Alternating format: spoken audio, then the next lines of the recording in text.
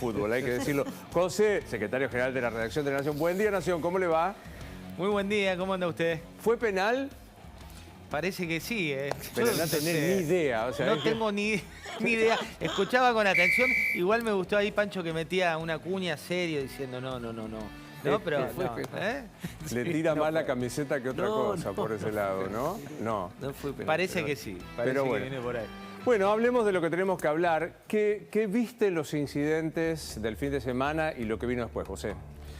Bueno, varias cuestiones. La primera, y esto es un poco opinión, tiene que ver con que Cristina logró instalar su propia agenda y la oposición no tuvo demasiadas luces como para poder escapar de esa agenda. Digo, terminaron presos del camión hidrante y me refiero no tanto a la escena que estamos viendo ahí, sino que nadie instaló que esto es una puesta en escena para un país con problemas de fondo que no son los de la justicia y Cristina.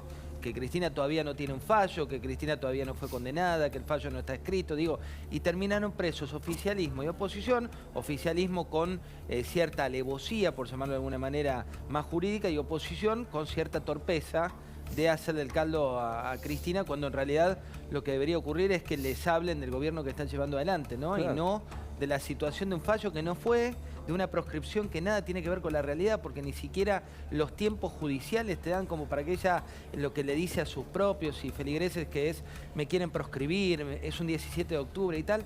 Hasta eso es mentira, y esto sí que no es opinión, sino que cuando vos preguntás los tiempos de la justicia, no es que le impedirían a ella competir, porque ni siquiera el fallo va a estar, el fallo definitivo va a estar antes de la elección. Así que claro, estamos inmersos en una especie, lo decía Martín Rodríguez Ebra, en una especie de Truman Show, donde todos le terminaron haciendo el caldo a Cristina. Ahora, me gusta que desglosemos de este entrampamiento, por un lado del oficialismo y por el lado de la oposición. Yo decía desde muy temprano que después del alegato de facto que hizo Cristina, esta suerte de no me das la indagatoria dentro del sistema de derecho, lo hago de prepo, ella rompió toda institucionalidad, ya no quiere discutir más en las instituciones, no discute en la justicia, no discute en el Congreso, ella discute en la calle, lo cual es muy violento y peligroso, porque lo que vimos, que terminó con 20 policías heridos y demás, es un comienzo de una violencia que uno no sabe cuándo la desata hacia dónde va.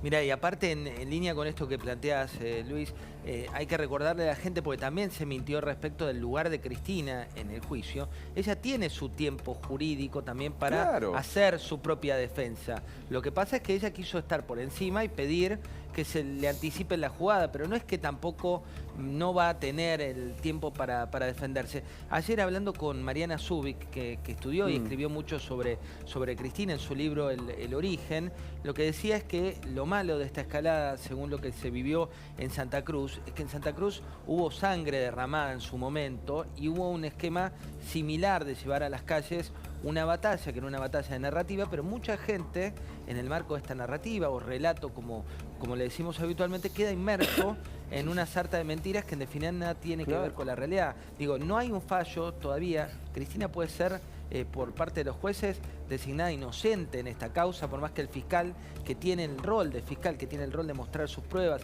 y llevarlo en el juicio, diga que pide 12 años de prisión y que pide que la inhabiliten de manera... Digo, todo esto, como estamos en la trampa de este alegato de facto, como decís vos, de Cristina Fernández, la gente que elige no leer o no informarse o que prefiere directamente pensar que unos dicen una cosa porque tienen una intencionalidad, están en esa marcha donde veías también barras bravas, donde veías al jefe de seguridad, de uno de los jefes de seguridad de ella que tiene un currículum, que es más un prontuario que un currículum. Digo, esta es la realidad, todo el resto es una puesta en escena. Total. José, uno de los efectos colaterales es que la oposición empezó a discutir respecto de cómo pararse, ¿no?, frente a este tipo de manifestaciones.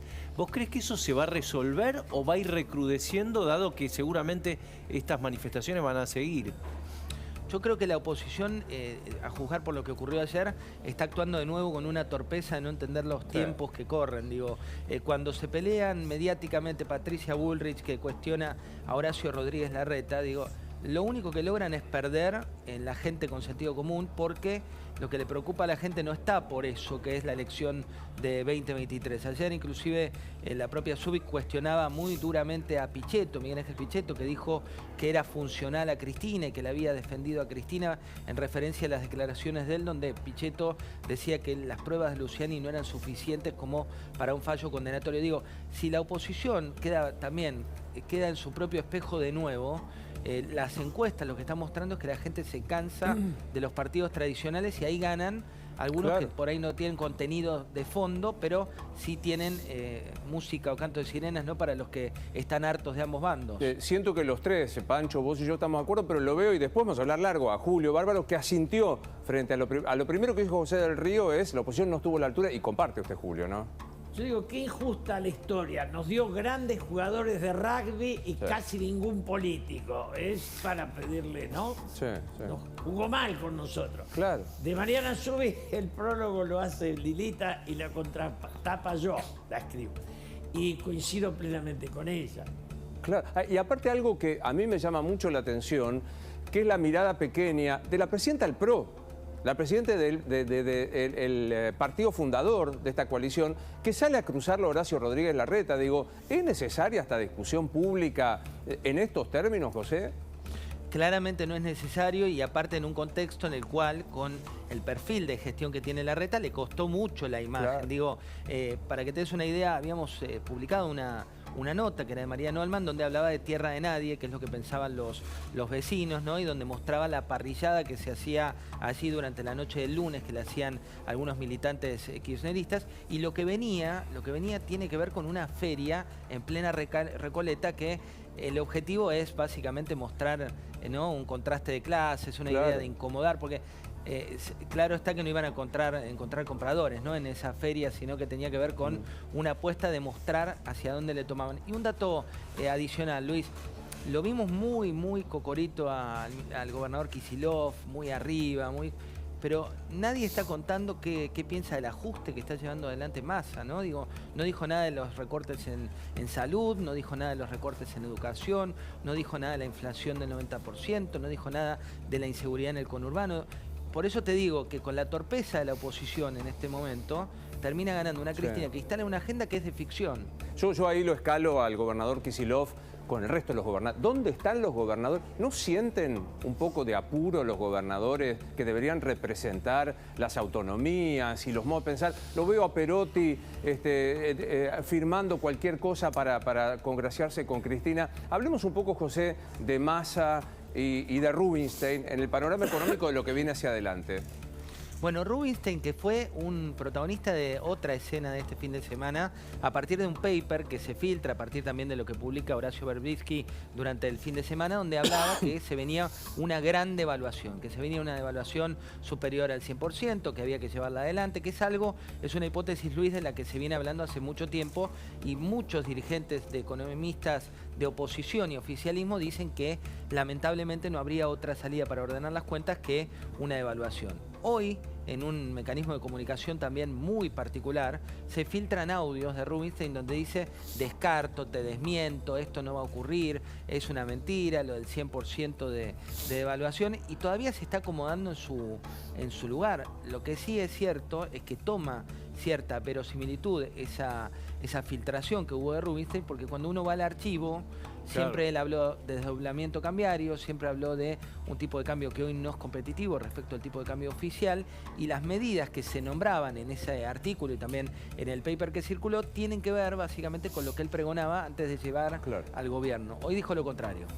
De hecho, dijo, les aseguro 100% que no vamos a devaluar, por lo menos este jueves, como interpretaba respecto, lo había interpretado Fernando Marul, otro economista, y no queda claro. Él dice, bueno, este gobierno en algún momento o el próximo va a tener que tomar esta decisión. Acá la otra lectura es que evidentemente necesitan devaluar, pero saben el costo que va a tener, ¿no? Entonces, por eso es que están como atados también de pies y manos. Mira, un exministro de Economía lo decía el viernes, un exministro, en este caso de Macri, no de los que pasaron ahora en el corto plazo, lo que decía es: Sergio Massa, como ministro de Economía, es un gran ganador de tiempo, es un gran procrastinador de lo que está ocurriendo y de las medidas. Y la verdad es que lo que él está haciendo es, por un lado, hay algo muy técnico para la mayoría de la gente, que es que se están pateando los intereses, pero eso básicamente es como cuando uno tiene una tarjeta de crédito que vos decís, viste, a veces tu deuda termina siendo menor que lo que pagás cuando tenés que patear intereses, Claro, que te claro. termina matando el banco o la tarjeta de crédito. Eso es lo que se está haciendo, pero hoy es invisible. Y la otra cuestión es que no hay absolutamente dólares en el Banco Central y empezó el operativo Seducción cuando tenés a un ministro de Economía reuniéndose con todos los embajadores del G7 el viernes a la noche, comió con ellos, y un presidente de la Nación que la actividad hoy la va a arrancar a las 5 de la tarde con algo, te diría que casi de color. Está muy tranquilo el presidente. El viernes ni siquiera fue a la Casa Rosada. Es muy importante esto que estás diciendo. Hay un presidente de verdad sin agenda, pero groseramente sin agenda. Ni siquiera tratan de disimularle alguna actividad. Bueno, la semana pasada lo pusieron a inaugurar un paso a nivel al presidente de la Nación. La verdad que una cosa, yo digo, ¿quién lo está asesorando? Recién Guadalupe nos decía, bueno, ¿cuál es la estrategia de Cristina? Acto, acto, acto, acto, sumar al interior para que esto se escuche en todo el país, involucrar al peronismo, se acordó del peronismo, para decir, vienen por todos nosotros para llevárselo.